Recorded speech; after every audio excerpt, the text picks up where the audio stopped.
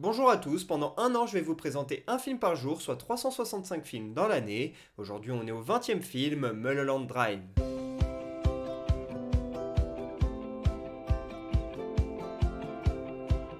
Mulholland Drive est un film sorti en 2001, réalisé par David Lynch. Ça raconte l'histoire d'une fille qui a un accident de voiture alors qu'elle allait se faire assassiner. Donc finalement l'accident l'a sauvée, sauf qu'après elle a un blackout, elle ne se souvient plus de qui elle est. Elle se réfugie alors dans une maison où elle tombe sur quelqu'un et ils vont essayer ensemble, les deux femmes, de retrouver l'identité de la première. Et ça va donc être un film d'enquête. Et vous allez le voir, on va rentrer dans le monde de David Lynch, donc c'est forcément très particulier. Au casting de ce film, on a deux femmes principalement. On a d'abord Laura Harring qui joue la brune amnésique. Elle est assez méconnue à part ce film. Et puis on a également Naomi Watts qui est beaucoup plus connue. On la voit dans King Kong ou également dans J. Edgar. Elle joue la blonde qui va essayer d'aider cette première. On retrouve également Ann Miller, une actrice très en vogue dans les années 50. C'était une grande star. Elle joue ici dans son dernier rôle. Elle était beaucoup plus âgée et vraiment sur la fin de sa carrière. Et puis à la réalisation comme au scénario, on a David Lynch. On rentre totalement dans son monde. Il a été nommé plusieurs fois aux Golden Globe et aux Oscars pour ce film. Malheureusement, il n'a rien gagné.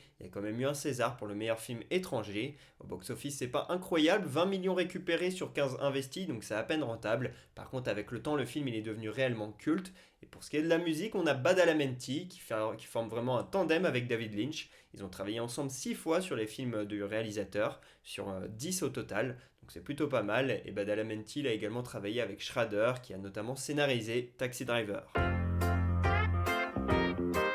Si je vous parle de ce film aujourd'hui, c'est parce que l'on fête les 78 ans de David Lynch, le réalisateur de ce film qui a vraiment un style très particulier. Vous allez le voir déjà au niveau du scénario, les personnages sont vraiment particuliers, ils sont différents d'une personne un peu classique, etc. Ils sont un peu marginaux, la réalisation elle est assez sombre et elle parle vraiment de quelque chose de différent. Ce sont des films qui dérangent en général, les films de David Lynch, à l'image de Elephant Man, qui raconte l'histoire d'un homme qui avait pas mal de difformités et qui choquait un petit peu tout le monde à l'époque malheureusement. Et donc bah voilà, David Lynch il a voulu raconter cette histoire. Et puis ensuite on le voit dans une histoire vraie, l'histoire d'un vieil homme qui est un petit peu différent de tout le monde. C'est un peu ça à chaque fois. Et donc c'est pour ça que j'aime beaucoup David Lynch. Il raconte l'histoire de personnes dont on parle très peu au cinéma.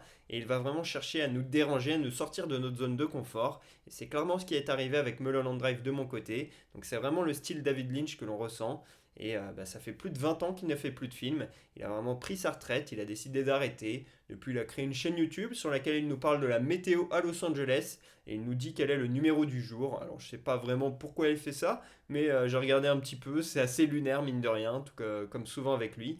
Puis il a également fait un court métrage avec Netflix, dont j'ai oublié le nom, mais ça raconte l'histoire voilà, de David Lynch que l'on voit en train d'interviewer un singe. Vous tapez David Lynch sur Netflix, vous allez trouver. C'est plutôt très marrant, franchement j'ai bien kiffé celui-là.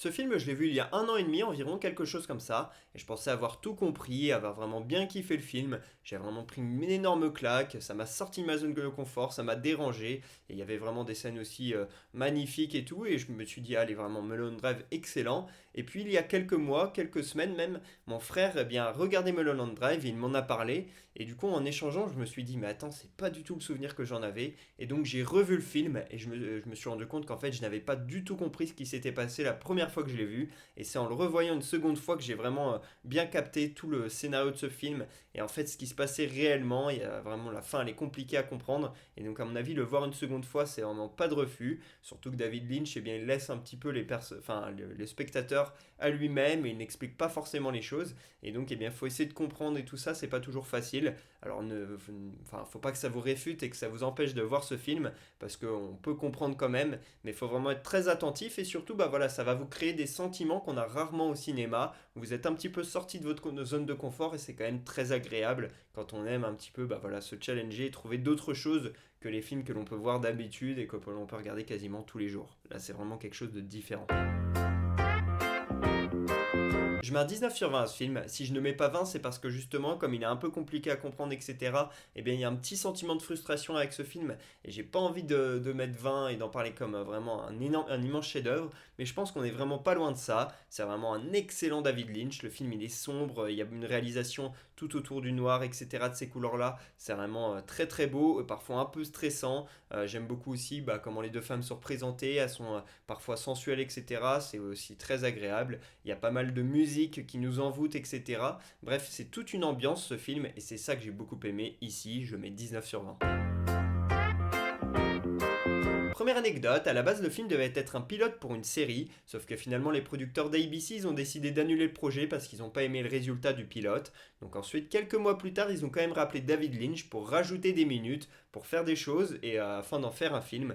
Donc c'est pour ça qu'au niveau de la production, ça devait être très compliqué. David Lynch, il a dû réécrire un peu le scénario et voilà, retourner avec les acteurs, etc.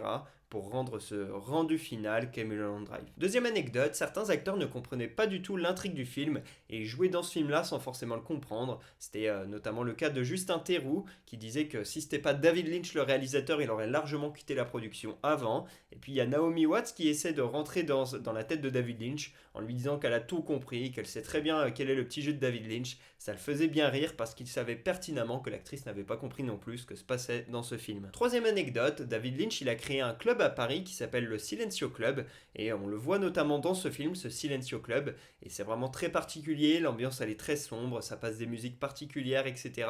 Vraiment quelque chose d'étrange et en fait il fallait déjà descendre pour rentrer dans la pièce, etc. A priori ça faisait assez peur. Je crois qu'il est fermé mais dans tous les cas je suis pas sûr d'y aller tout seul, je veux bien y aller accompagné parce que c'est le genre d'endroit qui peuvent faire un peu peur.